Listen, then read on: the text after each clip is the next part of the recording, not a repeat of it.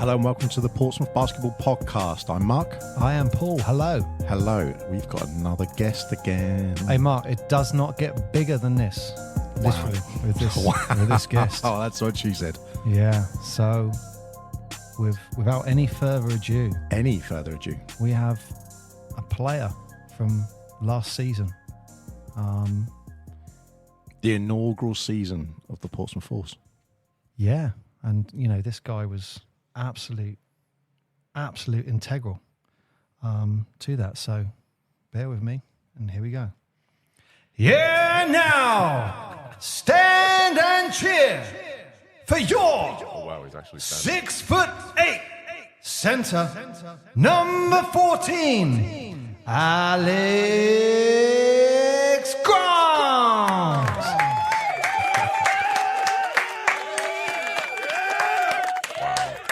You guys give a hell of an introduction. There we go. I'll give you that much. Well, Alex, welcome. Thank you so how are you much doing? for You having okay? me, guys? I'm doing amazing, thank you. Yourselves? Having a good summer? Yeah, very good. You know, me and Mark have Summer. actually... I mean, we're stretching it with summer, aren't we? Oh, well, you're having a good at this time of recording summer? Yeah, at this time of whatever the weather's deciding it is. Very true, very true. Well, Mark, we have been very busy, though, in this... Extremely busy. And today is the build-up of everything we've been working on, Alex. And, you know, for our listeners out there, we have a piece of paper on the table for Alex, and this is a Portsmouth Force contract. And we've come up what we think is a good deal for you, Alex, to stay with the Portsmouth Force. Really? Yeah, so look, I just for the listeners, this is what we're going to offer you. So we came up with this because we thought, you know, maybe you do a second master's, part-time, 2 years. Professional student, I hear you. And then maybe you could do a PhD, part-time, 6 years. So we're talking about an 8-year contract, and we are willing to pay you. Really? Wow. We are willing to pay you $2.9 million per year. I mean, there is a bit of small print. The actual currency is a Vietnamese currency, and it's going to be paid in dongs, but, you know, it's tax-free. Wow. What was that currency again? It's 2.9 million dongs per year. So that's per year. So I mean, that is a lot of money. It's a lot of dongs. And look, that's for the people listening. This is the contract I'm here. looking at it now, everyone. This is I can real. Confirm. So I mean, could this push you over the line, Alex? This contract? Well, I'm having a look at it now, fellas, and I gotta say, I'm so flattered by it, but it's kind of unnecessary because I have decided, in fact, that we are running it back, and we are running it back for the 2023-24 season, and I will remain a member of the Portsmouth Force for the foreseeable. What? Mark, this is an exclusive. Hang on, Mark, this is an exclusive. This is Hang on. exclusive. This is Holy breaking news. Oh my goodness.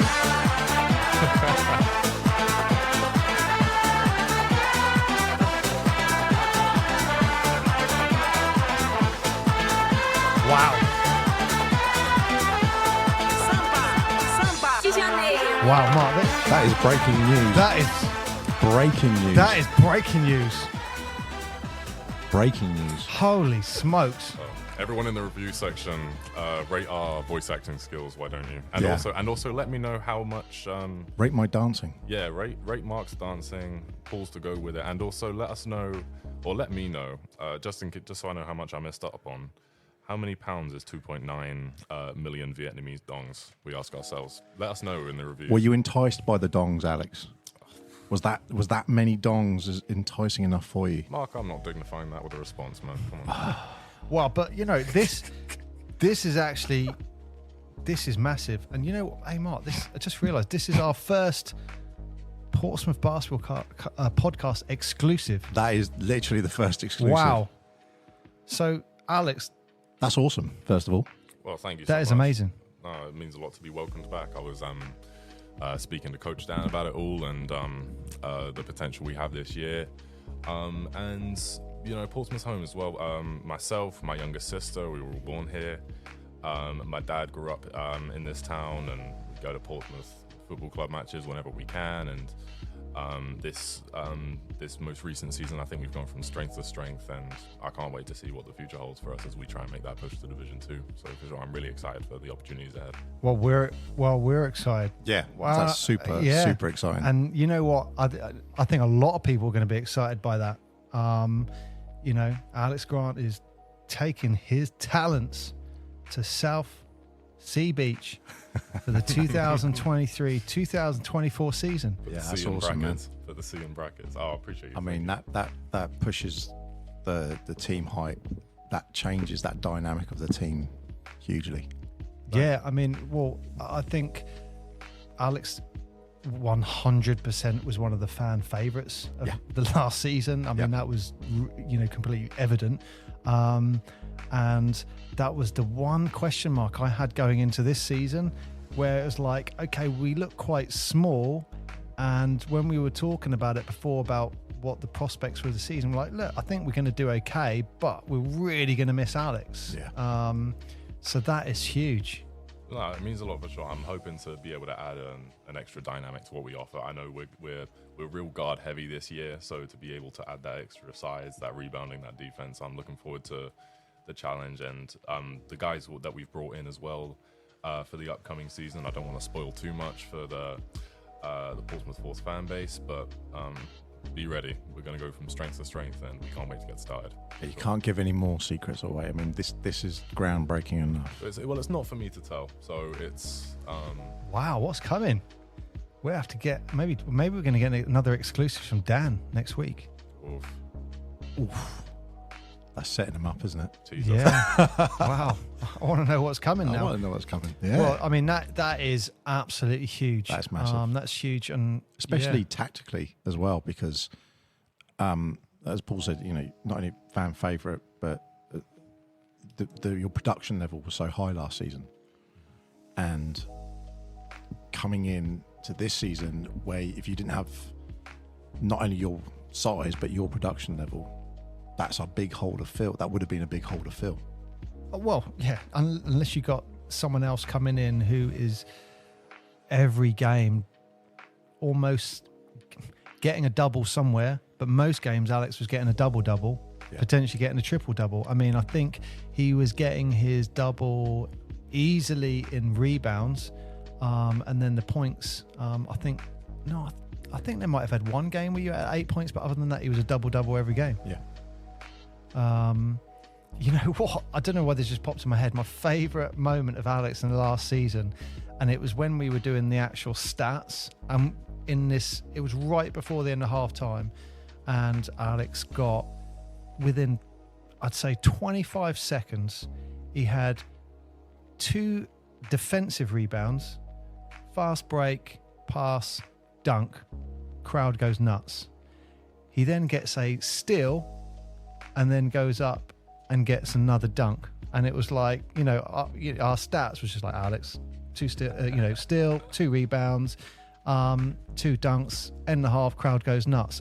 That's what you're getting with this player. Yeah, that's huge, man.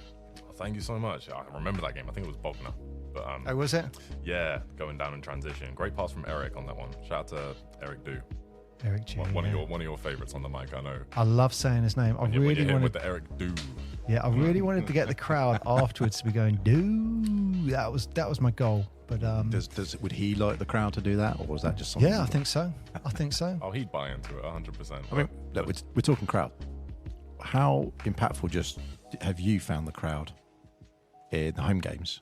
Well, I've said it in one of Paul's post games. I think they work as a sixth man on the court for us. I think, especially as the season's gone on, I think participation's got more impactful. I think they've bought into each individual player a bit more. They've bought into the narrative of what we're trying to do.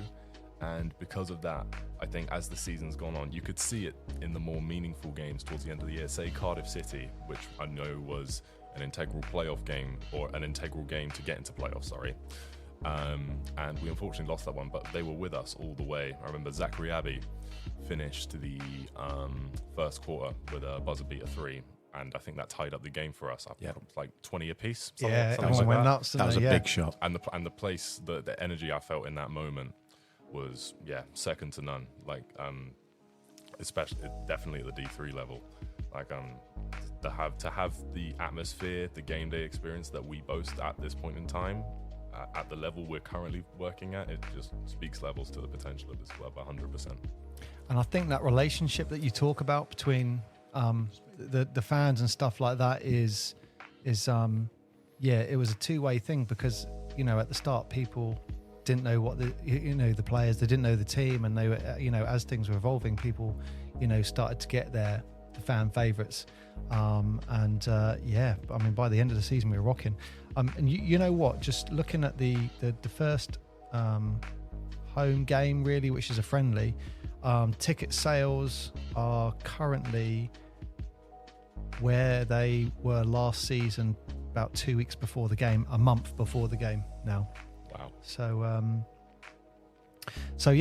mean, that's a correlation there. Absolutely. It's just growing. Yeah, speaks volumes to a real exciting year ahead as well. Anyone listening as well, please do look into that. I believe it's September 16th.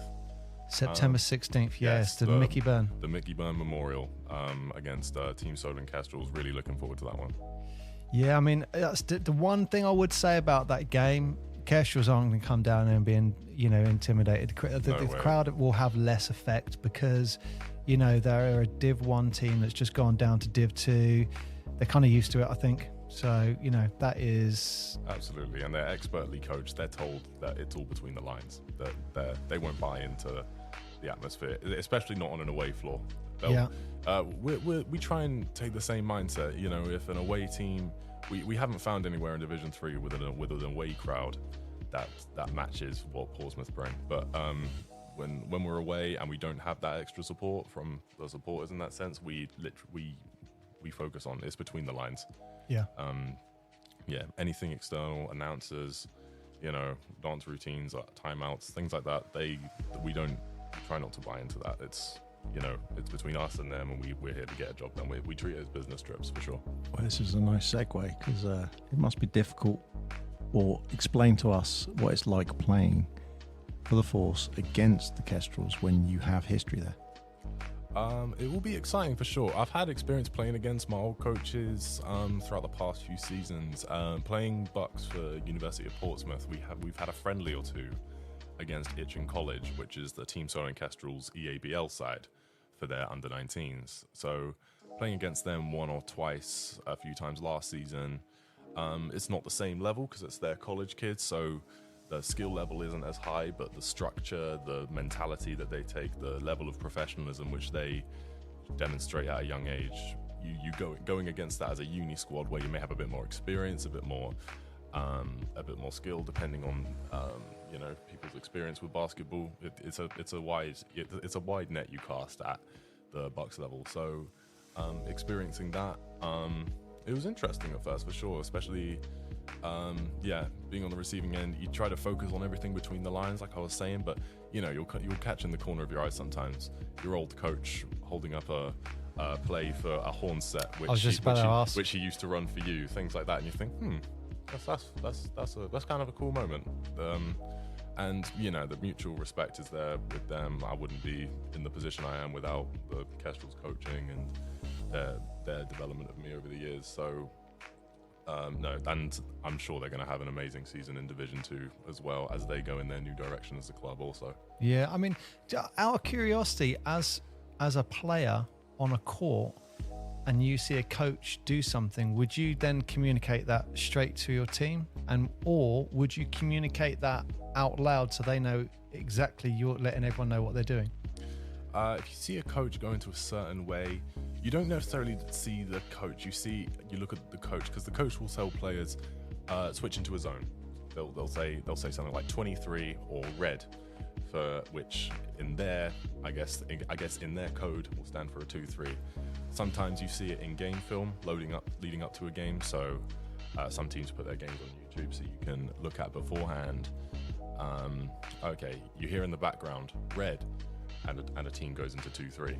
You then hear that in a game red. You see it go into a 2-3, and sometimes it takes the first quarter. If you don't have the luxury of seeing that team play beforehand, sometimes you've got to adjust. You've got to see what they do in the first quarter. in terms of their tendencies, what kind of structure they like to run, and if they adjust depending on you as well. So I guess not to harbour too hard out, I'd say Plymouth is a good example, because we played Plymouth Mahjong University in Division 3 in back-to-back weeks.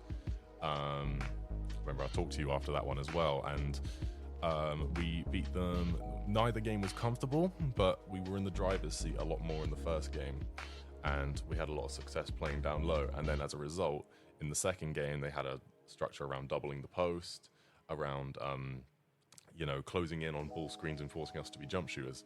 So as a result of that, sometimes you have the luxury of knowing beforehand what they're going to do, and sometimes you don't. So it's about just communicating it with the team, but not openly or loudly enough. Sometimes a place is so loud, especially a Portsmouth Force home crowd. Sometimes it's so loud that you can shout whatever you want to your teammates, and not everyone will pick up on it. Okay. As well. Who's the chatty one at the Force? Who's the chatty one? Who's the one who barks out a lot of these sort of things? From a vocal perspective, on court, I'd say our captain Ollie is definitely one of our most vocal. Our captain Ollie Blake, sorry. He's vocal in terms of getting us into our sets and everything.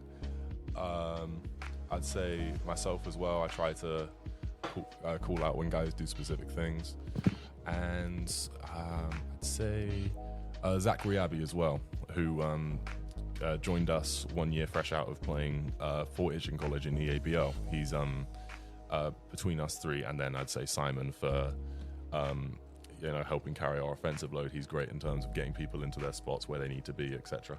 How is Zach? So I've not seen Zach in, probably since the end. So I know he was potentially going away. Is he still going away? Is he still around? That's right. So it's not totally for me to say what he's where his mind is right now, but he was telling me he was looking at playing high-level Bucks basketball in the UK. Okay. I'll leave it to him to give you the specifics, but that's I don't want to harp too much on his business. He was just an exciting player. Really exciting, 100%. I think it might have been in the Kestrels. Didn't he break both his wrists at one point for the Kestrels? So you could see sometimes when he was driving in, it was just that mental injury still where he was worried about that. But he had some of those games where he had like 5 out of 5 threes once, didn't he? And it was just like when he's on his game, when it was his day, it was his day. You could see that 100%. And he was so fun to play with, especially being a big who draws a lot of attention in the post at this level specifically.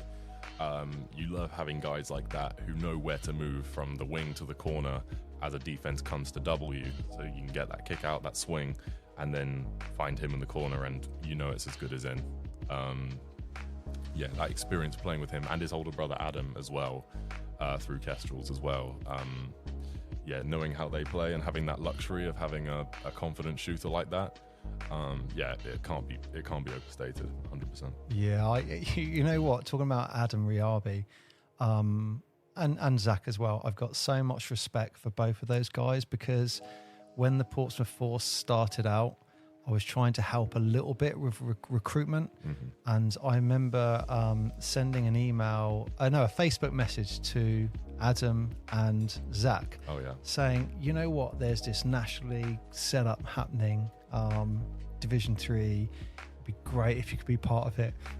You know what? Adam messaged me back and went, I'm currently playing for the Surrey Scorchers, which is the BBL. It was like he was going to come down from BBL to play National League Div 3.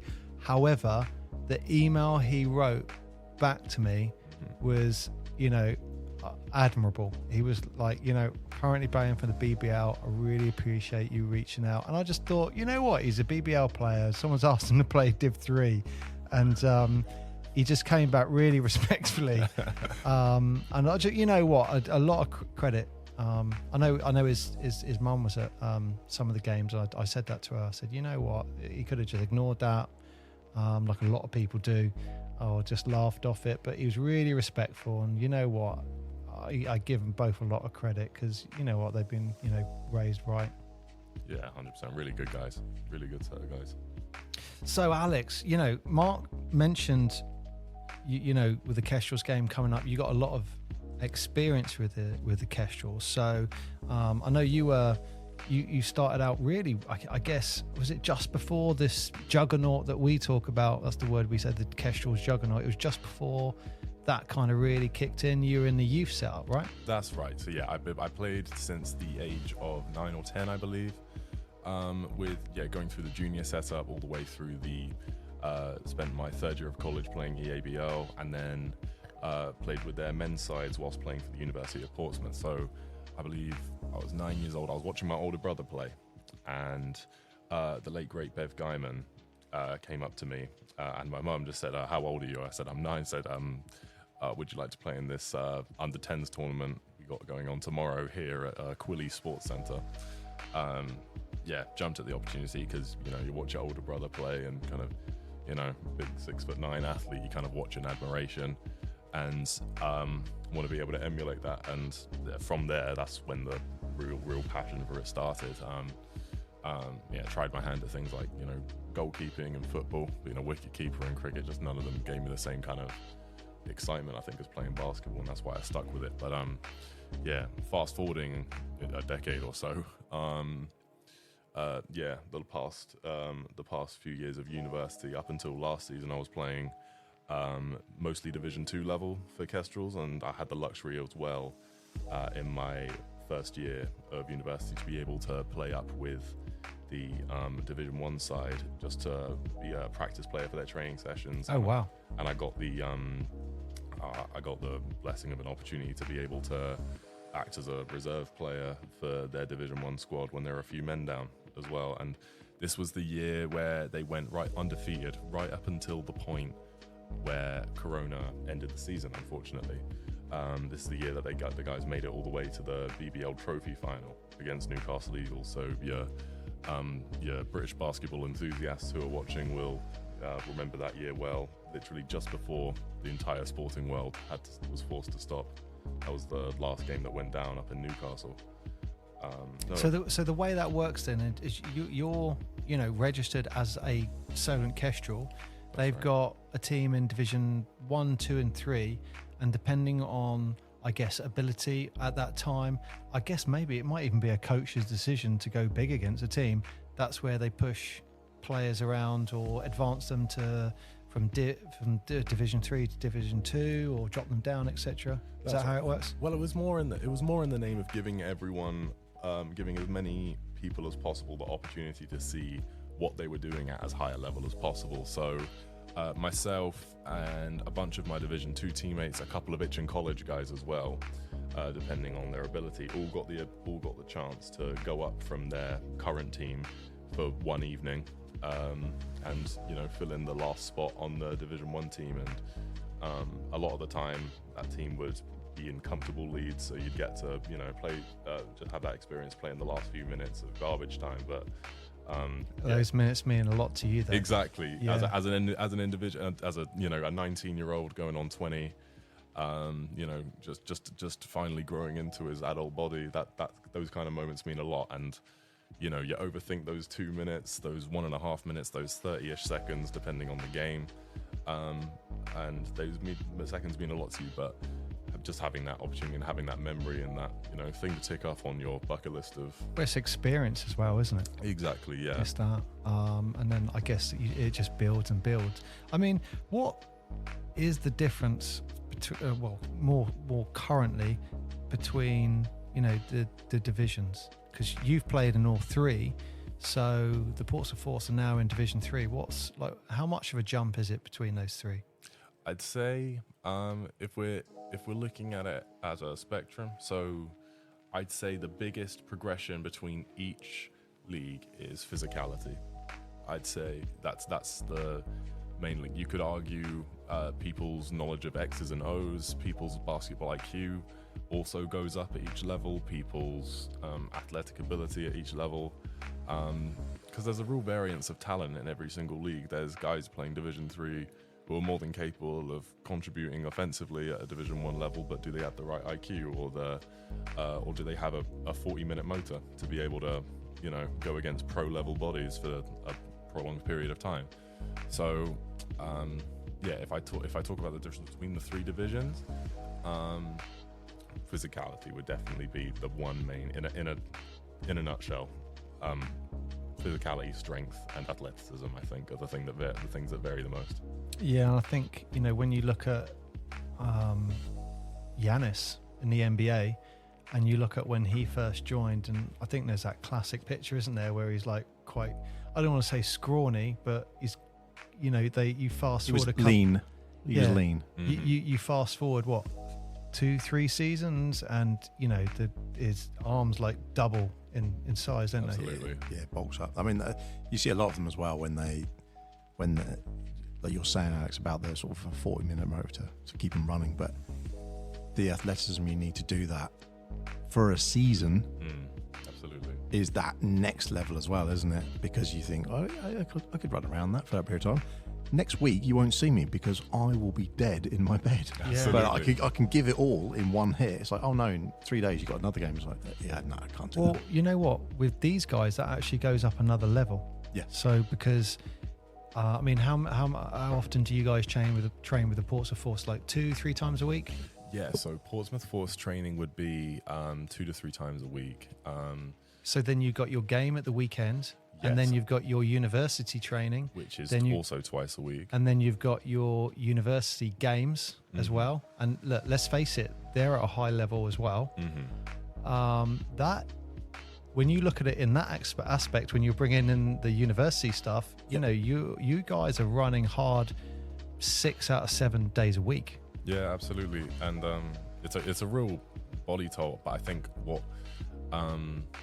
especially given that, we're all young adults now, we're all in our phase of, you got to look after your body as well. We were talking, me and some of the uni guys who also play Force, about, we kind of realized we see each other 6 out of 7 days a week, and in varying levels of sociability as well, because our university training session starts 6:30 a.m. on a Monday and Tuesday.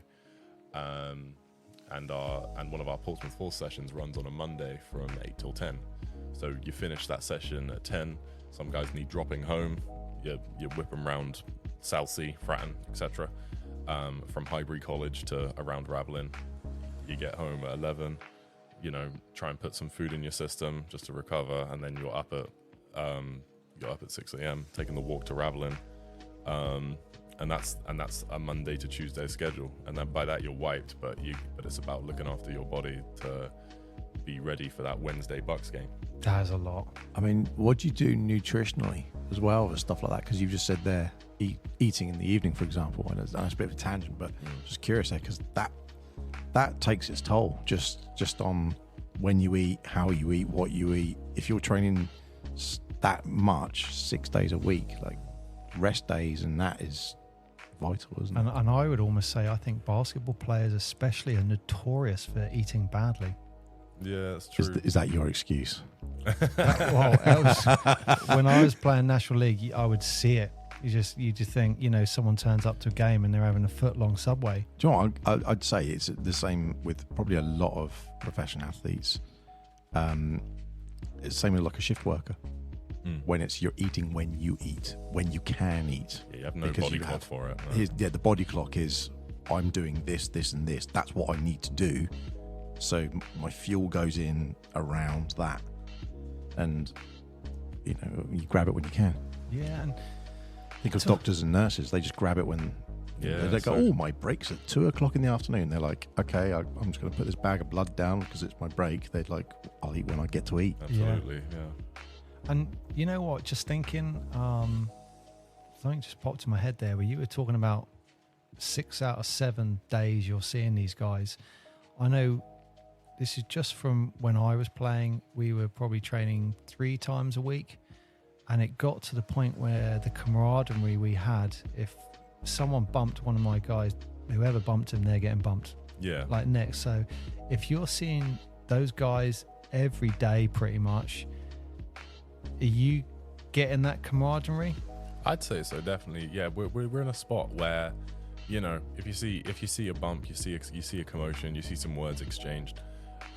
You're not looking to, start a fight or anything, but you want to protect your guy at all costs, whether that involves, I think it was against Bogner. one of their players was I know exactly who he's talking about now. I don't want to name names. I'll name him. He won't mind me naming. Okay. It's the big guy, 6 foot, 7 foot guy. What's he called? I think I'm thinking of Big Luke. Big Luke Atfield. Yeah. Absolute monster, isn't he? Oh no, I was thinking about. He's a big dude. Really is a big dude. I've had some. Now, you're a big dude, and he's and a different gravy. Yeah, and the weird thing about him, he doesn't even bang down low like that. He's not. He doesn't thrive off post play. He's a spot up 3-point shooter. It's nuts, Yeah. and it's damn near unguardable sometimes because 7 feet tall, shoots from above his head. That'll be Dirk Nowitzki. Nuts, isn't it? But no, I was thinking about his partner in crime. One of his teammates, just end of the third quarter, was chirping back and forth with Simon, and you can see them getting up close.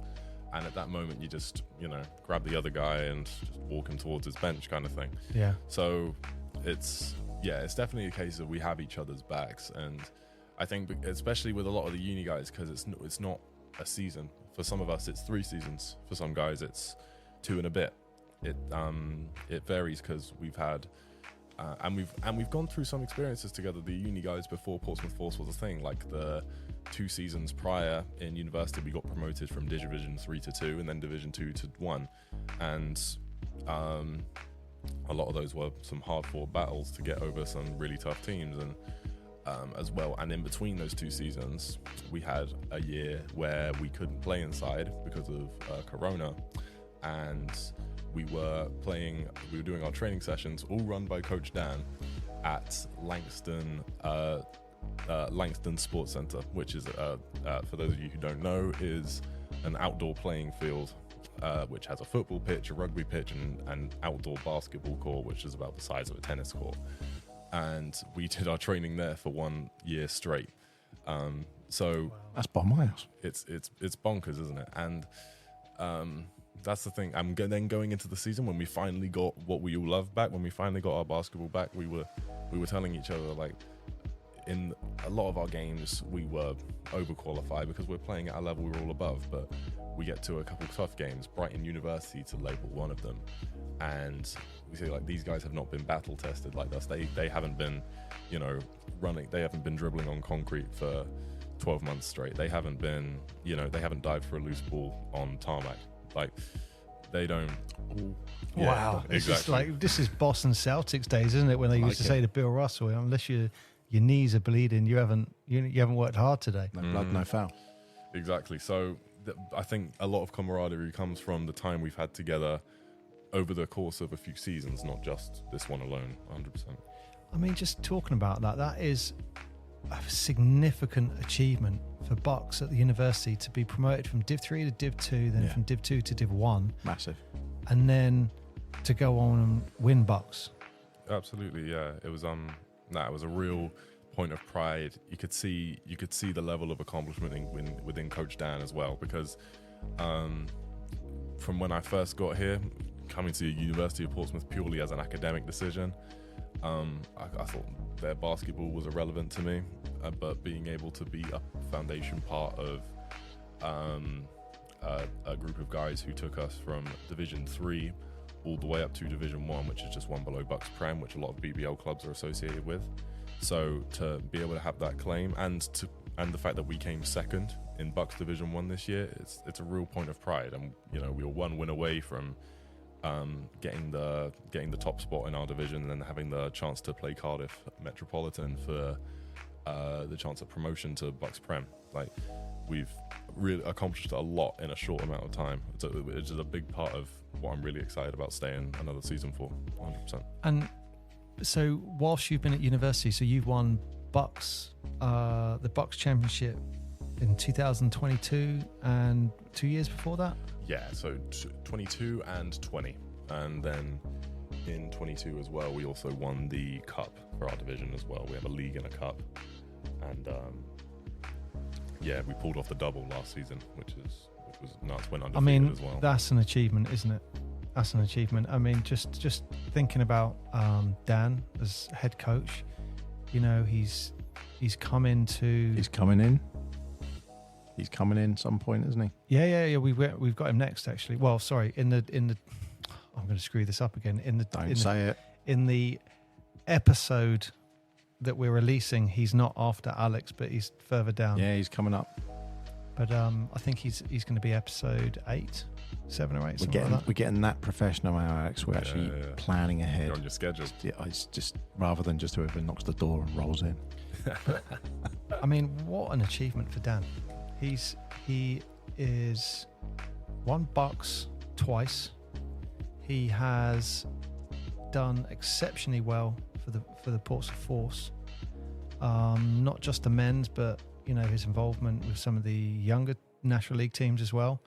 And I think his output has been recognised by him winning like South Coach of the Year last year. Then I think he got Division 3 Coach of the Year. That's right. So the one thing about Dan which I really like is what he's brought to the club is I'm trying to think of the right words to use. I think it's the level of respect. Like, no one was calling us sir when this first started. Dan came in, hello sir. Mm-hmm. Now the entire squad, hello sir. And I'm just like, you really can call me Paul, but it feels, just from my perspective, he's instilling this He's establishing a precedent. Yeah, for sure. And that is filtering all the way down to the youth teams. Like, I turned up to an under 12 National League session to cover someone, and this player, hello sir, how are you? And I was like, all right, amazing. okay. So it is filtering down, and yeah, I mean, there's definitely a strong relationship between players and coach. We can see that. Yeah, 100%. Is he different between the two teams? I would say no. I would say he coaches us exactly the same way. One of the things I really respect Coach Dan for is that he actively seeks feedback from his players as well, because he's really passionate about making Portsmouth a hub for a true powerhouse for basketball. Yeah. In England. And one of the things, I guess an example I could give you is, so throughout our Bucks season last year, after every game, he wanted a paragraph from everyone in our group chat, and in that group, and that paragraph included a positive and negative about team performance, a positive and negative about individual performance, and then a positive and negative about the coaching. And he had what I think, not to speak on his behalf, but I believe he used that as a way to spot any common tendencies across players' views of how rotations were handled, the tactics we implemented throughout a game, and it made us as a unit feel like we could relate to him more. It felt like I'd say it made us feel more like affiliated with him, and we felt more comfortable getting out of our comfort zones. We were able to, we felt more empowered to be able to speak out, give our opinion, lead people, follow when needed. So he established a unique take on being a coach from what I've been used to. That really surprised me, and I think established a good precedent for how we function throughout that season. Yeah, were you thinking what I'm thinking when Alex said that? I looked at you. Yep. Like, with that data that Dan's getting there, qualitative thematic analysis, isn't it? Jeez. That's just call the academic supervisor. Yeah, that's he is actually. I'm not sure what level he's going into that, but there is some information in the words you'd be using. I bet he is in the words you're using, where he could really identify and hone in on certain aspects of absolutely, what people are thinking. But even the fact that, as you say, Alex, he's opening the floor and encouraging communication, which is inherently, from any coaching perspective, going back decades, it was always been, rather than I'm a leader, it's like I'm your boss, you're doing what I say you do. Whereas now, taking it in this approach, it is much more of a leadership where it's saying we all talk, we're all responsible, everyone's taking a level of ownership by giving you positives and negatives. Definitely. And that is tough to, you have to be a certain type of character to be able to pull that off. Because other people could suggest it and it'd be like, yeah, no one's filled that in. But there's also value in that because, like, let's say I was playing with Alex and I've got a real problem with something Alex is doing on the court. You get all that out. Oh, yeah, Dan 100%. extrapolates that, and he's got that as an information where it's like, let's say this guy is not passing the ball. Yep. We're running these plays and this guy is not. You would get all that out. Yep. And it gets out their system as much as getting it out as this is what the problem is. I think the famous one that just popped in my mind was Lakers in 1999 with Kobe. And they've got Shaq, they've got Kobe, and Kobe wasn't passing the ball. And Phil Jackson kicked everyone out the locker room other than the players, and it just ended up with players crying and all coming out just saying Kobe don't pass the ball. And what happened next season? They went and won the championship. Yep. Yeah. Leaves it all out on the floor, doesn't it? Yeah, gets it all out. I didn't know that. That was great. Speaks volumes. And I think it then results in, as a result, players feel more, they respect more what you say. So I guess if you wanted another example, to start this season in the Bucks, we started with 0 wins, 2 losses, and they were our only 0 wins. They were our only 2 losses of the year, and we never looked back from that. Coach sat me down one random Wednesday, ran into him at Ravelin, sat me down in the seating area with his laptop, and talked me through a table he'd created called Alex's Turnovers. I'm not going to pretend my stuff doesn't stink.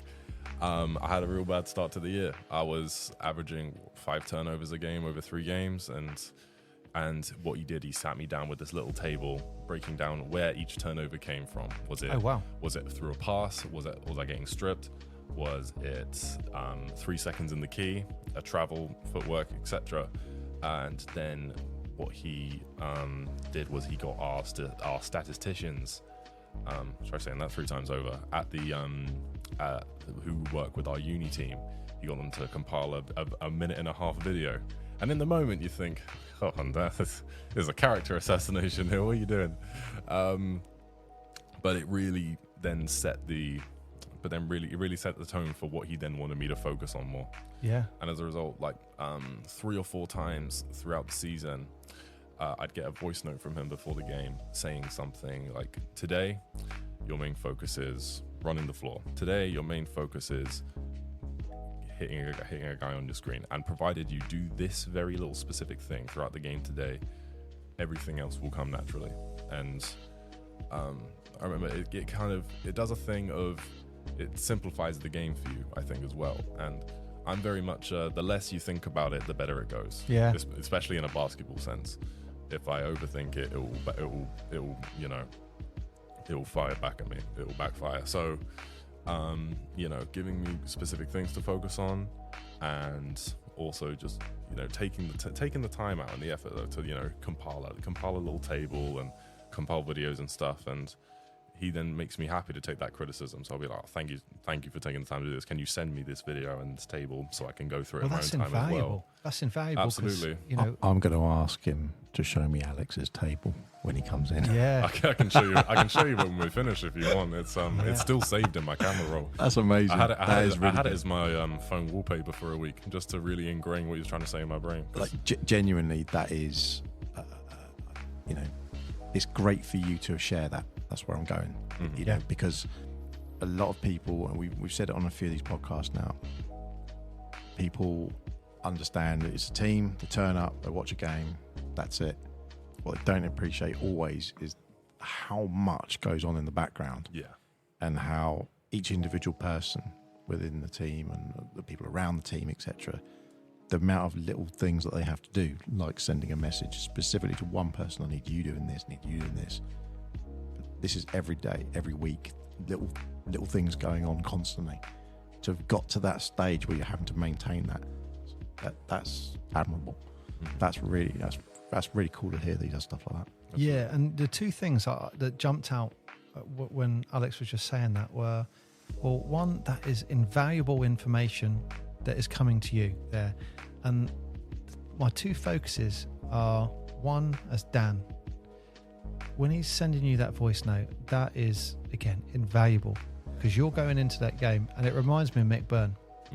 You know, he was a high level coach, where you would go into the game and you'd say, your job today is to stop number 12. That is, and you would go into the game going 12. Okay, that is my whole focus. Headhunting. So This guy.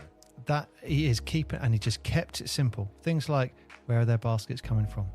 Inside. Deal with that. There you go. Okay, really keep it simple. So I think what Dan's doing there is brilliant. The other aspect of this, I just wanted to say, I think what Dan is doing as well is you're taking negative criticism here, but it's actually improving you as a player. So it's making you stronger as an individual. You can't go through life like with eggshells everywhere around you. Yeah. It's strengthening your character as an individual, dealing with that criticism. So, you know, I just think that just enhances you as a player. Absolutely. And he doesn't use it as a way to discourage. He tells you, so, you know, you've got all these turnovers, but I don't want you to then get 0 turnovers next game, because the way you play, the free way in which you play helps us loads. But it's looking at where these specific turnovers are coming from. Keep that in mind when you play, but still be the player that you are. That helps us.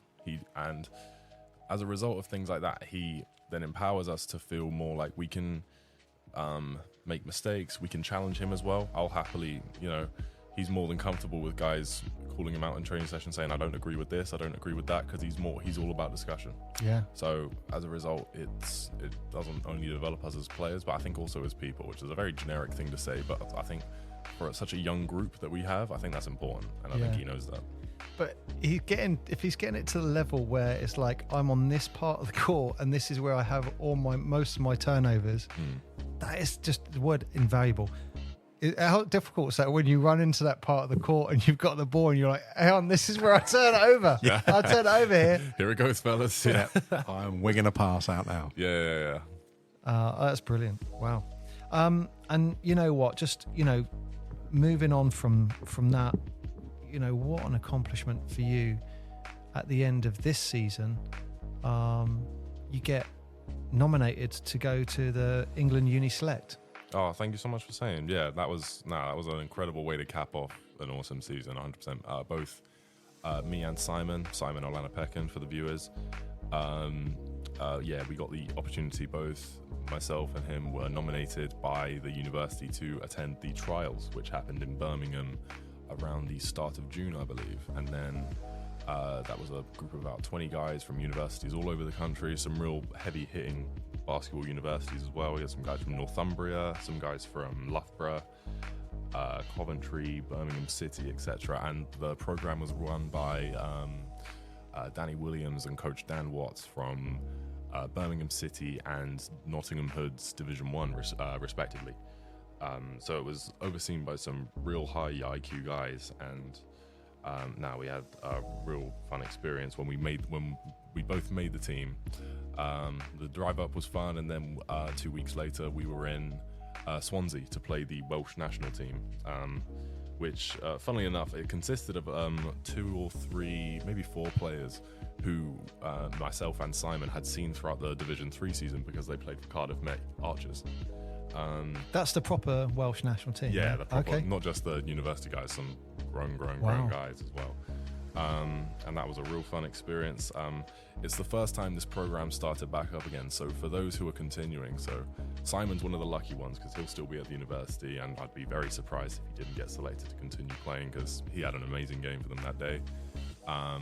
They all get to play in a 4 Nations tournament next summer. So the program's just gonna, keep blossoming from there. But now to be a part of this first group to restart this program, which was down for a few years, representing nationally against Wales, was such an awesome experience, and something I'm going to remember forever. Absolutely, really good fun. Well, I mean, what a way to sign off your university career. Tell me about it. There's always a PhD option. Well, we don't need to worry about the contract anymore. I think. Yeah, the Vietnamese dongs are out the door. They've gone to someone else now. But what a university career! You win Bucks twice, you get promoted twice, you get into the England Uni Select team, You win a game against the Welsh national team. That's the end of your university career. What a way to finish. Oh, thank you so much, man. That means a lot. It was the main goal when we got to Portsmouth was to leave it in a better place than we started, and I can definitely say that from the university side. And I know that with the infrastructure they've got and the precedent they've set, that the university side is just going to keep going from strength to strength. But we're here to stay with the National League setup and make that push for Division 2. So we got some unfinished business, and I can't wait to get started. Amazing. So, I mean, just going back now to your National League career so far, what are your highlights? Like, from what I'm looking here, you've played Division 3, 2 and 1. You got to the trophy final when you were playing for the Div 1 team. I think unfortunately you got injured for the final. That's right, and they wanted to run with the main guys, so us reserves didn't get to go that day. They ran with the main squad just because they were taking flights to Glasgow and everything. And they were fully there on business. They wanted to upset Newcastle Eagles in Glasgow. I was watching from home in a cast, just raring to go. And I think I was in a cast at that time. I can't remember.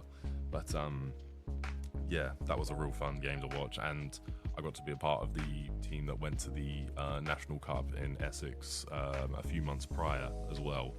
And a grand total of 37 seconds on the court, but still just an awesome experience against.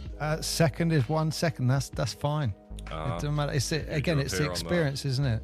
Exactly, and whether you were able to put up a good select few stats in those 37 seconds, whether you just exist, it's always something you can take from it. So, no one looks at the seconds. Running clothesline in a technical. An ejection. You'll remember. You've got to make a headline somehow. Yeah. But you know what? What I know about that game is the championship winning photo, and I just see you in it. You don't see anything else. That's what you see. Yeah. And you know what? In 10 years' time from now, you can be starting 5 in that game, and in another 10 years, you can say you were top scorer and scored the buzzer beater.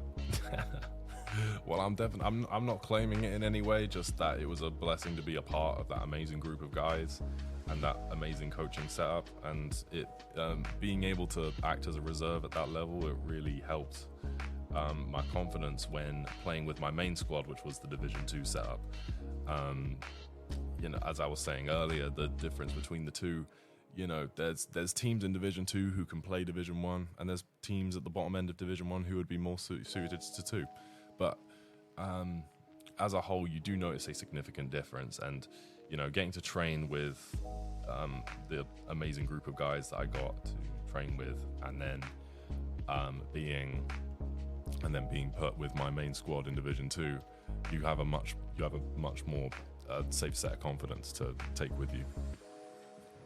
Yeah. So with your last season with the Solent Kestrels, you're in Division 2 and you're in the playoffs. That's right. Yeah, we got to the final at Bellevue, Manchester, against the Manchester Magic. So you're thinking, oh god, home court advantage. Home game, yeah. Yeah, but just purely through geographical convenience. But that was an amazing game to be a part of. I checked the stats. I think it was in front of around 650 people.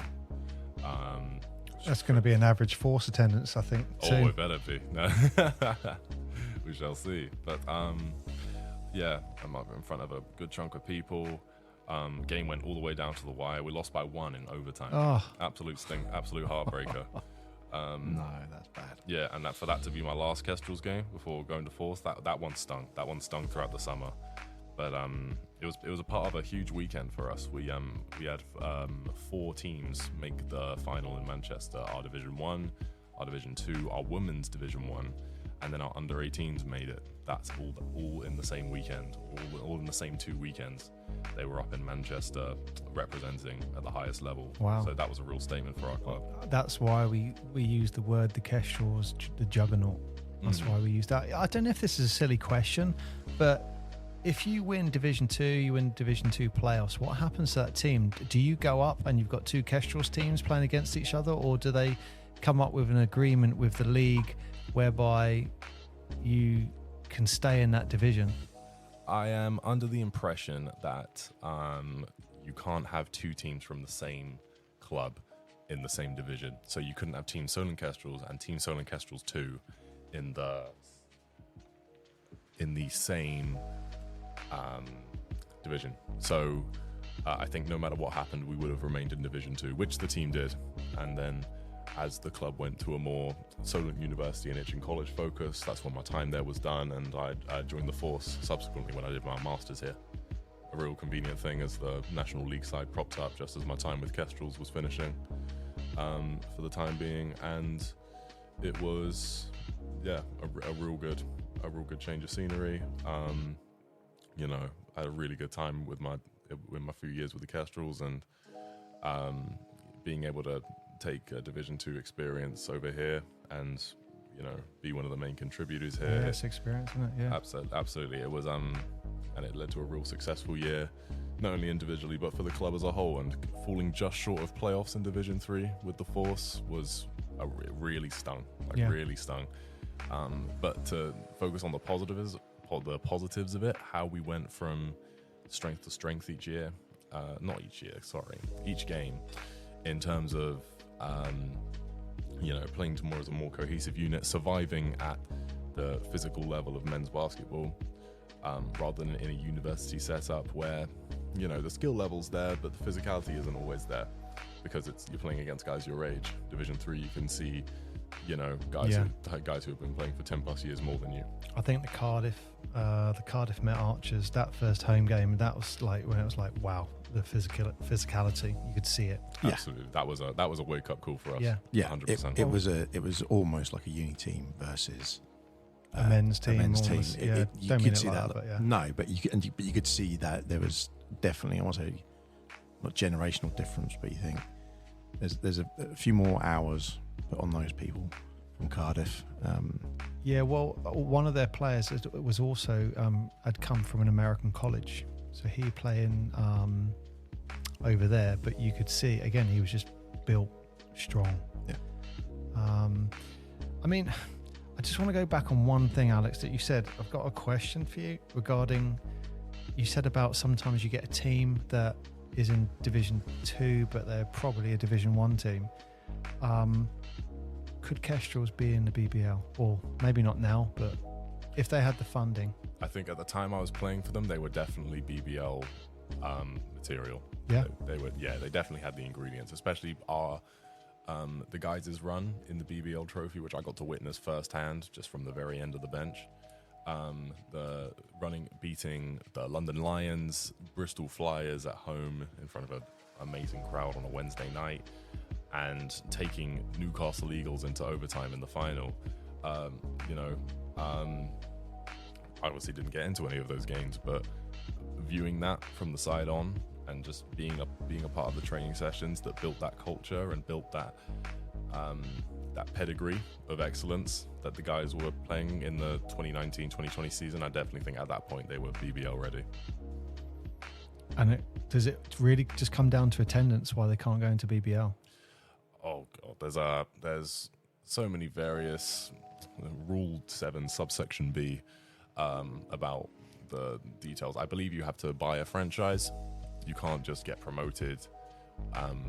You got to earn your place. You got to take someone else's place to be a part of the BBL. But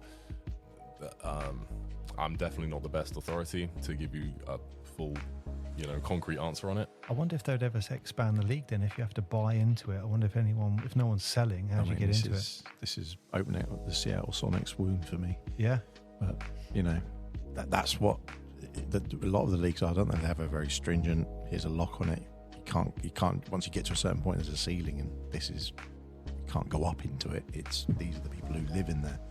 If someone comes out from administration or their team's just blown apart or whatever, then fine. But yeah, I mean, in the NBA, before you become an owner, you have to go to all the other owners, don't you? Yep. And justify your case. Yeah, it doesn't matter how much money you got. And I think they can chuck people out, and the same as they did with I can't remember who it was quite recently. I think was it Phoenix's owner. They basically pretty much forced him to up and out. I mean, you're a Dallas fan. Who owns the Dallas? Mark Cuban. That's right. When he first went in to talk to all the NBA owners, he was quite like, he's quite young. Hang on, look who's this guy? Yeah, isn't it? they weren't a massive fan. Yeah. But and then you have people like Steve Ballmer, who then bought the Clippers. True. And people are like, oh yeah, he's fine, just some old dude, load of money, and just getting more and more money. And he recently bought the old Forum, I think it was. What the Western Arena or something like that, isn't it? Yeah, the one that originally the Lakers used to play at. Is that still around? Is it? So I believe it's got these arches all the way around the stadium. Yeah, isn't no, it? I could be wrong here, but I believe it was owned by the company who owned Madison Square Garden as well. Oh wow. Yeah, and then they were hiring out, or it was being leased by a church of some sort or something like that. And then Bournemouth said, no, that's where it's got to be. And so the Clippers' new stadium was going to be there, but then they made him buy it for some crazy amount, like 400 million or something. It was like this a ridiculous amount of money, but he's like, that's where it has to be. And then they're now building this stadium or whatever it is, and I don't even know. Oh, so he's bought it, knocked it down now. They're big and. Don't think he knocked it down. I'll have to look it up literally in a minute. But there was some weird thing. I don't know if he knocked it down or anything, but he bought it for 400 million. I know the Clippers are currently they're currently out of Staples, aren't they? Yeah, and that's why, because at the moment it's game day. It's take one off, put one up, take one off, put one up. Well, I know with the what do you call it, like the banners and the numbers that get retired, they just have them in the different parts of the corner. Like you'll have the Lakers on one corner. I want to say the Lightning or something like that is like a hockey team, and then you'll have the Clippers, and then you'll have. I'm sure there's some like WNBA players up there as well, but yeah, they share that court. But yeah, so Alex, like Forum, that's what I'm talking about. Okay. Yeah, the West Union Forum, that's what it was called. Yeah, and so he bought that. And you know what? Really interesting fact here. The guy, it was who owned the Lakers? The original guy, Buss. Yeah. Jerry Buss. So he needed money.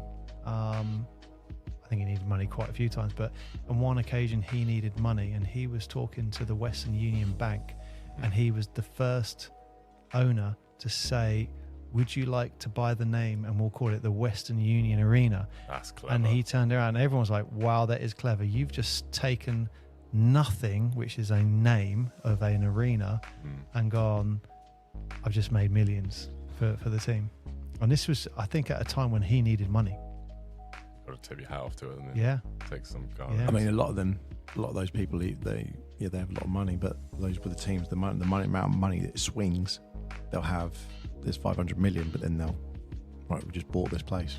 They've just lost 500 million. It's sunk in somewhere else that may or may not work. So.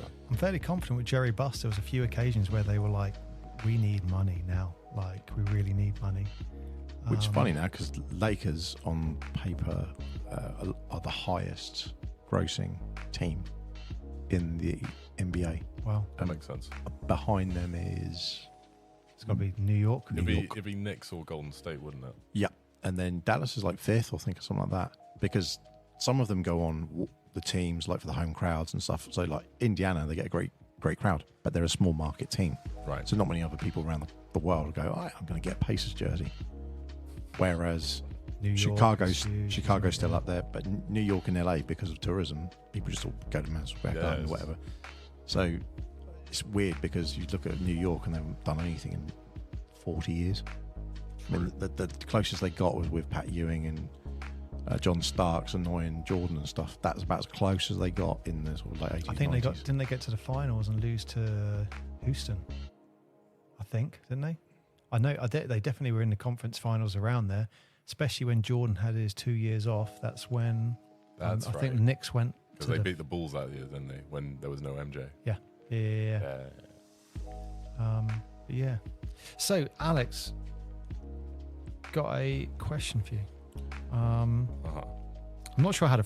I'll just say it. I'm not sure whether to ask it or not. But so you've got all this history with the Solent Kestrels. Why the Portsmouth Force? Why'd you move to the Portsmouth Force from the Kestrels? Was it just easier, like from unit? Like, why? Well, I made the move down. So Team Solent Kestrels, they went into a different direction after our Division 2 final season. So they had to move to a different structure where their roster was comprised of players who went to Solent University. So at that point, I just finished my undergraduate, so and I wanted to do a master's. I just wasn't sure where yet. I consider Solent, but I don't really find any courses I have the passion for. I look at Portsmouth again, and Portsmouth have an alumni discount as well. They give you 20% off, and I speak to Coach Dan. I talk to him about what we're looking at doing this coming season, and he sells me on the just fully buying into the Portsmouth experience this year. This was the first year I lived away from home as well. I stayed in the house with 2 other members of the UOP basketball team, and lived in Portsmouth and studied and played for the uni and for the Force. And this was my first year playing National League that wasn't as a Solent Kestrel. And you know what? I mean, like I said earlier in the podcast, you're definitely one of the fan favourites. We've seen that throughout the season, but towards the end of the season, I guess you could go back to the Solent Kestrels if you wanted to. I mean, I know you were looking at potentially, playing European basketball as well, but part of me thought, I wonder, because you'd played for so long in the Kestrels, would you go back to that? So what influenced your decision to stay in? Well, it's certainly not a door I'll ever close. Who knows what the future will hold in terms of what position will be the best individually looking forward. I think what were the main driving force with staying with Portsmouth this year was the fact that we have unfinished business. Being a part of, like you say, that inaugural team who started the first National League team in, how many years was it since we were last in National League? About 11 years now. Yeah, something like that. So, being a part of that first startup again, and I think having the ability to boast, because we got so close in our first year, I think, and at Portsmouth, we're no stranger to success in terms of promotion recently. And like I said at the start of this, Portsmouth as a whole, like the city, it's just been an integral part of my upbringing in terms of where I was born, where my family's grown up, what the place has to offer. And I feel like we've got the potential to do something really special, especially with the guys that we're bringing in from elsewhere as well. A lot of people I'm familiar with from Solent University, from Bournemouth, are looking at signing on to the Force this coming year, and I think we just have the potential to do something really special. So that's one of, if not the main reason I decided to stay. And you know what? I don't think you guys know as a team what's coming at you. I really don't think, as far as the fan base is concerned. For sure. So, I mean, Portsmouth back in the day was getting 1,500 fans to every home game. Wow. So over the summer period, I've been talking to players, well, maybe towards the end of the season as well, and those guys who were watching the Portsmouth teams throughout those years, they're just starting to hear about and go, oh, you guys got a team, and they're turning up. We had Steve Ware on last week, and he was saying, I'm turning up to the Portsmouth Force games because it's making me feel like I did when I was watching the Portsmouth 20 years ago. I know Rob Milner, the chairman, will be behind me when I say this. I really think, towards the end of the season, we're selling like 350 fans. That's right. Per home game. I think we're going to smash that. I really think we've smashed that. I know the max attendance based on fire and safety and all that is 550. Okay. I feel we're going to be looking at 500.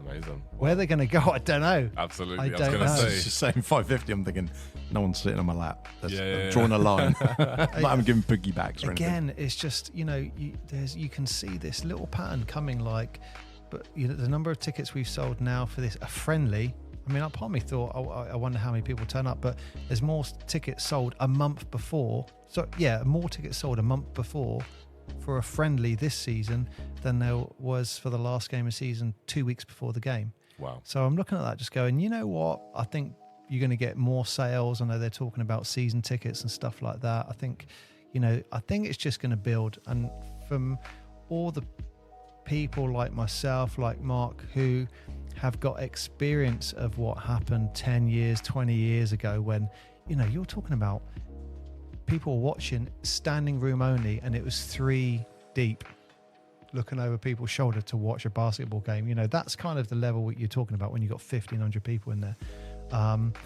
That's what we're looking at, in the back of our mind going, that's what we need to achieve again. Now, I don't know if you know this, Alex. In one of the podcasts Paul's mentioned, he has actually made a verbal commitment to building a stadium that has a decent capacity. Oh, really? Dedicated for basketball. Was it 2,000, you were saying? 2,000 seats? Something like that, wasn't it? No, I think we went for 3,000. Yeah. Wow. So the condition is he wins the Euro Millions. Mm-hmm. That's the condition. So if we can figure out a way to do that, he has guaranteed that he would build this stadium. Yeah. Purpose built for basketball stadium with a training facility on site. Like, I'll enter as well. Doubles your chances. There we go. Look at this. I'll check down the back of this sofa in a minute. I'm sure there's a few pennies somewhere. Can add them to the jar. We're well on our way. Like no badminton courts over the top. No, like just a dedicated basketball. Abolish badminton. And you know what? There's nothing. Wow. There's nothing quite like seeing a basketball court with purely basketball lines. When you see, there's a couple of courts I've played on, and you see it, and you just think, it looks so much better from a basketball perspective. Yeah. I can't remember what court it was. It used to confuse me because for some reason they had those courts in unusual colours like green or whatever it was. For some reason, my brain just did not handle it very well, and it was always, "Am I out? No, I'm out. I've got to come back in again." And it just used to confuse me because the colour scheme was so different to almost all the other ones. You usually do it the same way, but I don't know what place it was. It might have been Salisbury or somewhere. They just had a different colour scheme. My brain just could not handle it. Yeah, you get that. You do get that. And as someone who's partially colourblind, I would just avoid the baseline and the sideline. Just go down the middle. Yeah. Straight roam runs. Alex, I really appreciate you coming on and tell us your story. We're so looking forward to. I really feel like we need to play that thing again, Mark, because he's re-signed. No, do it. Let's do it. Let's do it again. Do it again. Alex Grant has officially re-signed for the Portsmouth Force.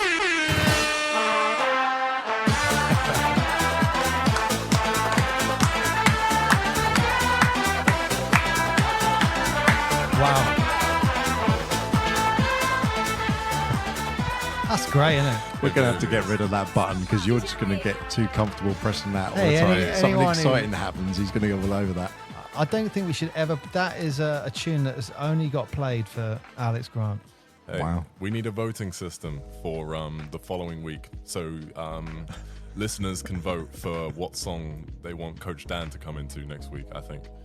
Oh, Maybe a poll. You pick 2, and then maybe put it on Facebook or Instagram or something, and then I like get this. people to I vote like on a this. 50-50 chance. I like this. Well, Mark, you're gonna have to. There you go. Step Aqua up. Barbie girl. Oh, Done. perfect. I know one of the segments that we were trying to bring into the show was a wider topic. We talk about Portsmouth basketball because that's what this is all about, but we wanted to expand it and talk about a wider topic about certain things that might not be known or are known, or just delve into it a bit deeper. You got a wide topic for us this week, Mark? I have, and funnily enough, we talked about it a little bit. We've had a little flirtation moment with it. But I saw this post on Instagram. Is that about playing players in Vietnamese dong? No, there's no dongs in this. Okay, then I'm listening. So this is a quote, and this came directly from the Cedric Maxwell podcast, and it was by Isaiah Thomas. Right. And he said, every time you hit him, he was crying. Going to David Stern's office, having a meeting about getting hit.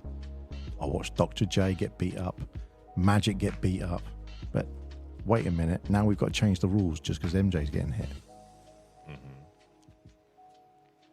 The game that they played back then, 80s to 90s, was a super physical game, like super physical.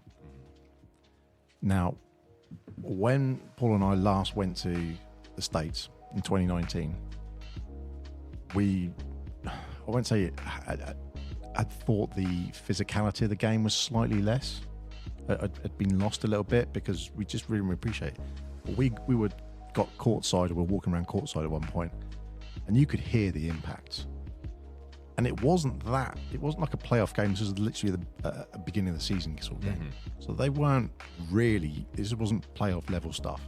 No big stakes. No big stakes. And you could hear the impacts of these guys. And I mean, they're only like 6-7 foot away from us, but still you think, good Lord, that is hard. So I could only imagine how physical back then it was. You know, this is an elbow getting thrown and everything. The physicality on the basketball court usually directly results in, or is linked to the refs and the way that the game's played. Everyone's been chucking up threes. That's the whole thing now. People have been doing it for the last 5-10 years. Yeah. So the big man, like yourself, do you still have that physicality in the game as much, or do you think that people lean on the three so much now that's become the new layout? I think British basketball, I think we're a little bit behind the NBA. So I think we play catch up. I think we, so if in the NBA, the three is the new layup, then in British basketball, the new layup is the mid-range. And they're getting there. And they're getting there. They're slowly expanding out. You see teams who play fully small ball. You see, and you see it in players as well. You know, you go to a pickup and you'll see a guy in a pair of Under Armour Steph Curry trainers. He's got Wonder what he's going to shoot. He's got 2 shooting sleeves on, a headband. He's, doing sprints up and down the side of the court to warm up because he's ready to absolutely outrun you. So would I say the three is the new layup? No. But I would say that you do start to see the game evolve to the point where people want to rely on shooting a lot more. You look at NBA salaries nowadays, you see guys like, say, Duncan Robinson, Yuta Watanabe. I hope I'm pronouncing his name right. Yuta, if you're listening, I'm not holding my breath, but we'll tag him in. Yeah, Tyler Hero, people like that whose game, a big part of their game is spot up shooting, and they're getting really secure contracts.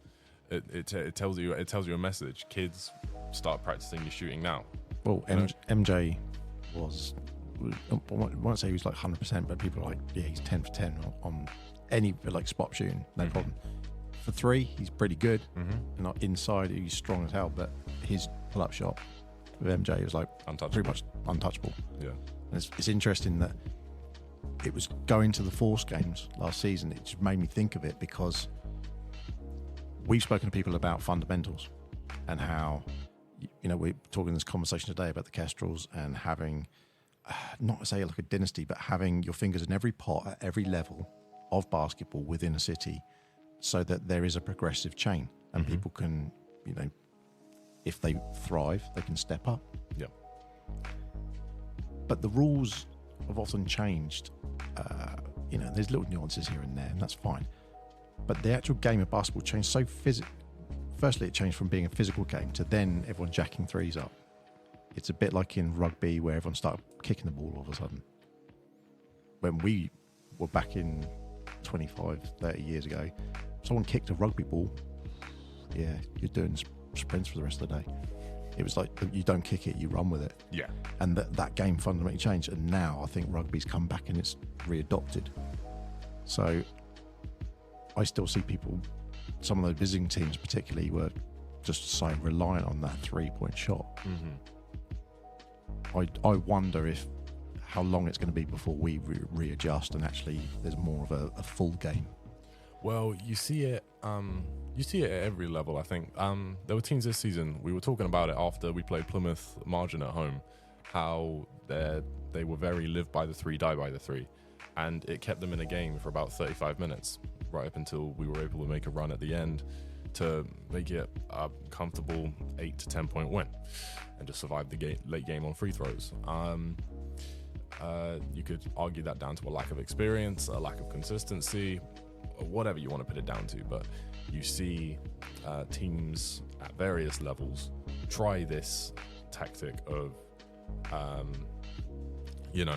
3 points is bigger than 2 points, so if you got that open shot, you take it. And I think a lot of that sometimes can come down to the personnel you have as well. Plymouth Margin, for example, I think their biggest player was maybe 6'4", 6'5". In the real world, that's tall. And but in a basketball sense, you're no more than a wing player. So, especially in present day. So I think a lot of it relies on just who you're working with as well. We've got a guy at the uni on our second team. His name's Nadir. You'll probably see him in a Portsmouth Force jersey very soon. Wow. Is that another exclusive? It's a prediction. Do I need to press this button again? Get your finger off that button. Relax on that song. So it's an example of a player who played on our second team for the university this year, who's more than likely going to make the jump up to our firsts, and then, if I were a betting man, subsequently our Portsmouth Force roster. And he purely survives on a Steph Curry style. If he has an inch of space, he's pulling it. He's got a nice one motion shot right in front of his forehead, and it's 8 out of 10 from every single spot on the floor. Wow. And yep, get him in a jersey. Exactly. And it's one of those things where it's clearly his strongest aspect of the game, and you see more and more players like that pop up. I'd say in British basketball, you don't see a whole team adopting that culture, but you see it in specific players. So that's what I think I mean when I say we, as a country, typically play catch up, because we don't have a whole system that relies on, sleek ball movement, off ball movement, and getting the first open three that comes your way. But we certainly have now adopted a style where we have players or select players on a team who dedicate their scoring output to that. Well, Mark, there you go. Does that answer your question? It does. Because originally my topic was going to be the death of the big man, because they had some things going on from many years back about people playing small ball, exactly what you're saying. Mm-hmm. But I don't think it is. I think it's more a case of you're getting the big man now starting to take a long shot. Mm-hmm. Yeah, you're getting someone 7 foot. All right, yeah, get on this wing and hit a three. It's like, no, get him down low. Well, yeah, I think it's adaptation as well. You want to add a certain dynamic. I think, you're looking at the NBA and you see guys, Karl Anthony Towns, Joel Embiid, Nikola Jokic. They can all shoot the three ball. I don't want Joel Embiid pulling up for a three. I want him down low, breaking noses, which he is more than capable of also doing. So I think it's less of a you need to change your game. You need to add this to your game. Coach Dan gave me this good analogy when I was talking to him the other day about how he wants me more on the perimeter a little bit more as the season goes on. Talking about adding another string to your bow. Yeah. That's his metaphor for it. Essentially looking at as an addition to your game rather than change. So you're not going to wear a Steph Curry sleeve, are you? Only on days that end with a Y. Ooh. Nah, I'm joking. I'm certainly not an accessories guy. You used to love a wristband, didn't you? Oh, yeah. Loved it. I tried them. I thought, it'll stop your hands getting sweaty. It's just distracting. I had an Allen Iverson one, which was like extra long. And I think I just played a couple of games and did really well. So I was like, never taking it off. Nice. Every game. Just thinking, if Alex hits a three in this upcoming season, do we play that song when it goes in? Yes. Yes. That's the song. You will have no complaints from me because I believe I attempted 2 this year. 3 if you count a full court heave in Exeter. But if that number goes up and maybe some connect, then you have my full permission. or we give the fans another vote. But we usually do it first and then ask for forgiveness rather than permission. But that's good. That's ask good. For forgiveness. Talking about heaving up a shot. That was what a segue. Yeah, I mean, Alex, I don't know if you're aware of this, but we're asking all our guests. You've seen our our studio basketball ring. We're asking all our guests to shoot. That's not a decoration. That's not a decoration. We're asking, there's a line drawn about 20 feet away, and we're asking all our guests to take 2 shots, with the final shot, the third shot being the Stevie Ware shot, because that's the only one that's gone in so far live on this podcast. Yeah. It's like the Top Gear leaderboard for track times, isn't it? It is. Yeah. So at the top at the moment it's 1. And yeah, at the moment everyone else has crashed. Okay. So are you gonna? I'll do the commentary. You do it. Well, And, excuse me, gents. And now we have Alex Grant stepping up. He's walked the 20 feet away from the in studio thing. Wow, that is Alex was doing some warm-ups on a wall, so looks like he's going two-handed here. He's got his serious free throw face on here. Here is his first shot. Oh, he's going one-handed. Air ball, but close. Here's his second shot. One bounce. Over. Very close. And the Stevie Ware bonus shot. Oh, was that so? This is Stevie Ware is the only one who's got it in. That's why it's called the Stevie Ware bonus shot. Here we go. Third shot. Oh, he pulled up short. Oh, I had that music on standby. If that went in, wow. No cameras in here, son. We can just say it went in. It's unique because I'm commentating and from where I am, I can't see the ring, so I have to kind of base my output I could on have your just reaction. said, yeah, you could go, yeah, it's in, and I go, okay, I can't see it from here. I'm going to test this. I will test this theory one day. I'll go, yeah, he missed. Well, don't forget, I'm looking at the person shooting, so I'm basing it on their expression. True. Yeah. But so yeah, I mean, Alex, the last part of the show that we always do is Mark has 2 questions for you. Yep. We should call this segment should be called Mark's Questions. Yeah, it should be. Just mark our stupid things. And we'll have a little jingle. Mark's Questions. Something like that. Mark's remarks. Something like that. There we go. Mark's remarks. Trademark. Taking it. So first one, we tailored it slightly, which was originally, it was if you have one person who could take the one shot. It's the Game 7 championship winning shot. You're down by 1.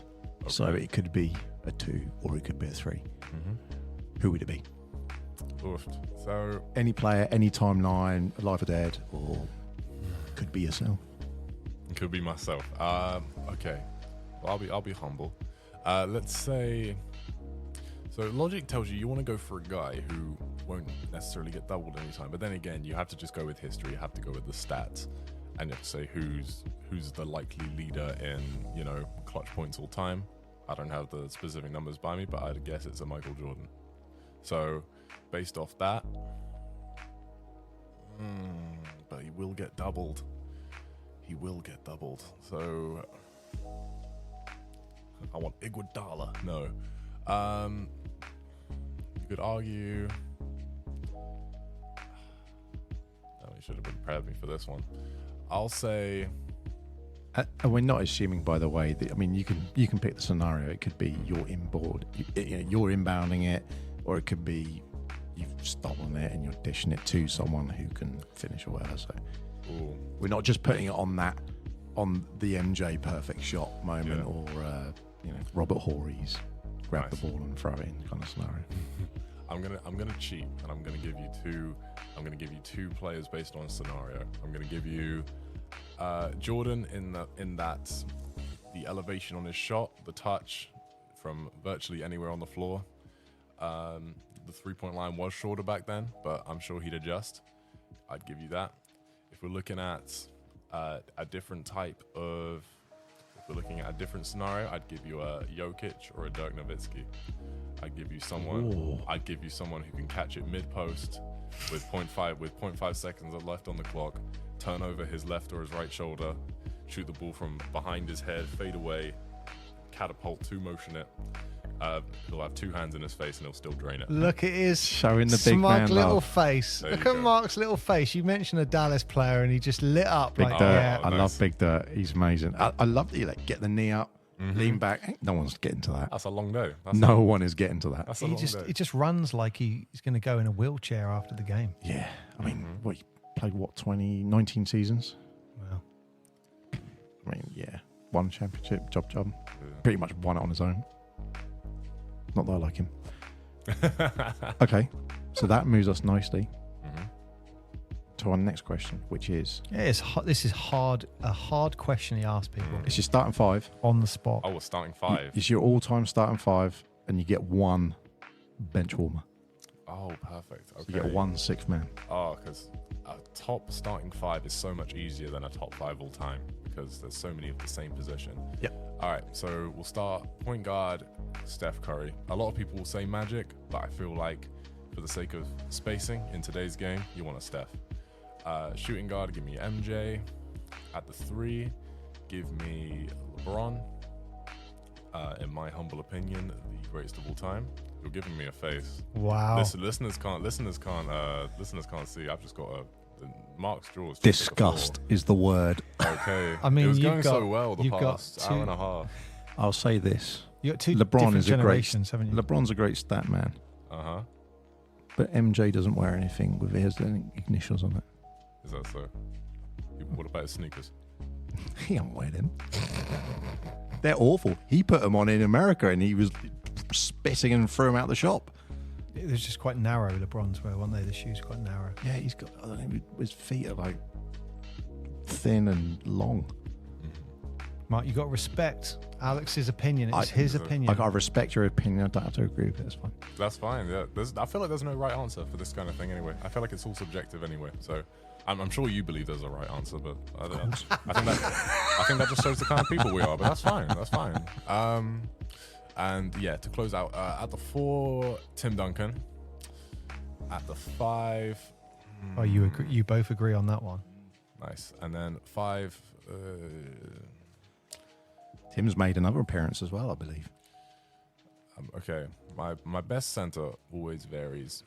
I think Kareem's the best center, but with this lineup I'm creating, I would put Hakeem in because he can hit a mid-range and Timmy can hit a mid-range, so they can both operate in the high and low post together. I like the fact you considered this team as a whole unit. Yeah, if we're just going for the best player at each position, then you don't know if they'll work together. So it's my starting 5.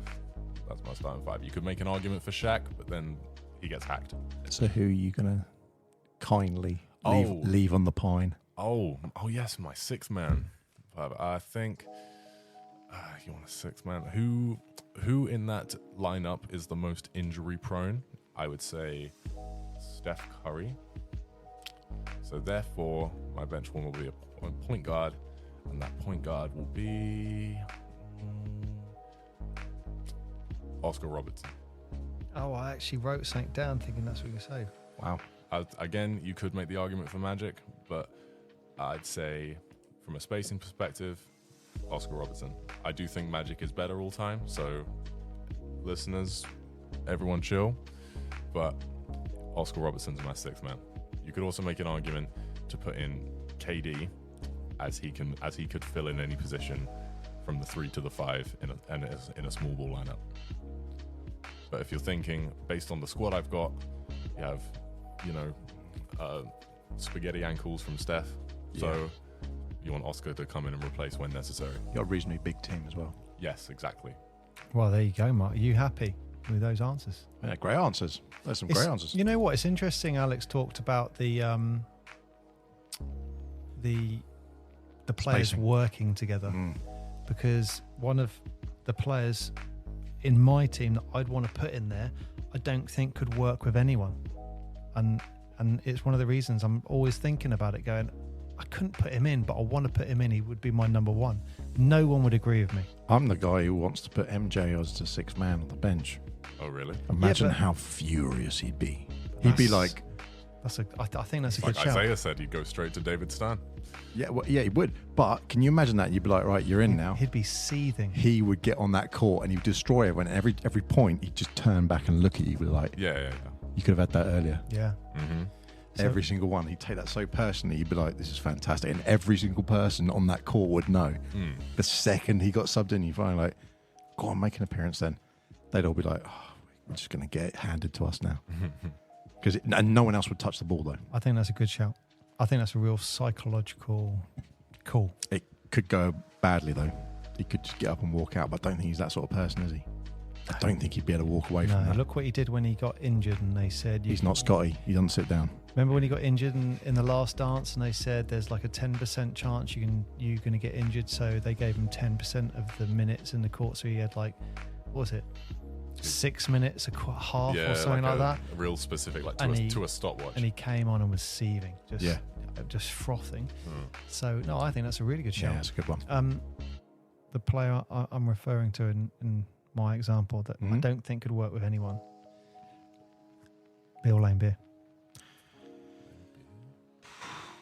Yeah, He's just I don't know why. It's that the ultimate physicality, the ultimate agitator, isn't he? yeah, the mind game player. Just I love that, where he was just, everyone was getting ready to have a fight with him, and they've not even played, and he was like, "You're thinking about that? We've already won." I think also what's quite interesting is that when I think of people, I still think of who's a small forward, who's power forward, who's centre, and I think of it in that way rather than in more modern times. I know you just think of like 1, 2, 3, 4, 5, and although they have a region, there's much more flexibility in it, and you've got to look at the whole team holistically and like the spacing and everything you're saying, and say, well, what is this person's role on the team? Whereas before it was always, almost like you're playing down there, so we just need a direct copy of you, and we'll swap you in. It was stagnant. Yeah, and it that whole zone and all that sort of stuff, it was good and bad in those respects, because you could tell what you were going to get, but at the same time, there was no diversity in it, and that fluidity now, where you think, was Jordan a guard? Was he a small forward? What was he? Yeah. But How would it translate? You can say the same guys like Larry Bird, etc. Yeah. And those people said, and look, Kareem, and all those people, they've set benchmarks because they had that flexibility that was, what are you? We see people like Luca now, where you think, well, why is a 6'9" guy bringing the ball up? Like, don't let, but his court vision and stuff is unparalleled on the team. So why would you not give it to him? It's a funny one. Wow. There we go. Mark, I think this could be the longest show we've done so far. I think this is a pattern, because we're going to say this every week. Every time we're going to go just that little bit longer. Maybe. I guess it building all up depends on stamina. the guest. I thought it was a testament to my ability to waffle, but here we are. No. Well, you know what, Alex? I think it's amazing that you're staying around to play for the Portsmouth Force. I so want to push that button again. We have got that contract signed, haven't we? We haven't got it signed, but he's kind of said he's going to play anyway. I told you I didn't need to sign it. You Didn't need to sign You can it. keep your 2.9 Vietnamese. We're doing blood oaths. It's getting serious. So, Alex, thank you for coming on the podcast, and we look forward to watching you play next season.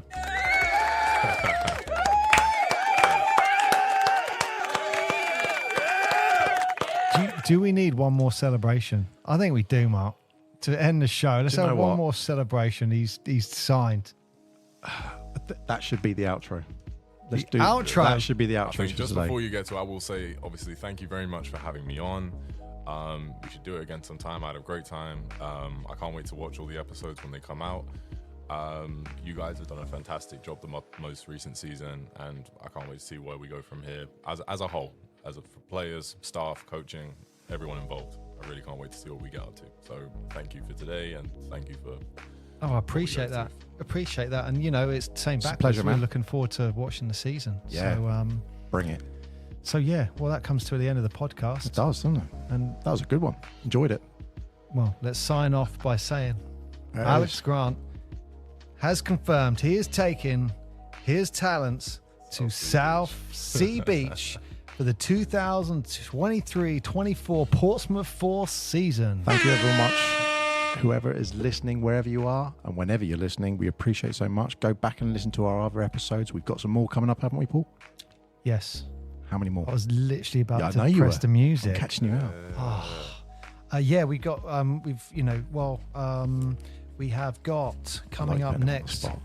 It's exciting. Check the Get my timetable. notes. Check the Let me get timetable. my Check your notes. timetables. Okay, so next up we have got Andy Rowlands, Portsmouth Force legend. Oh yeah. Legend. His longevity is he's been playing for the that Portsmouth team, that little gap that we don't know about. So he'll talk about that. And then after Andy Rowlands, Steve Davison. So they'll be out soon.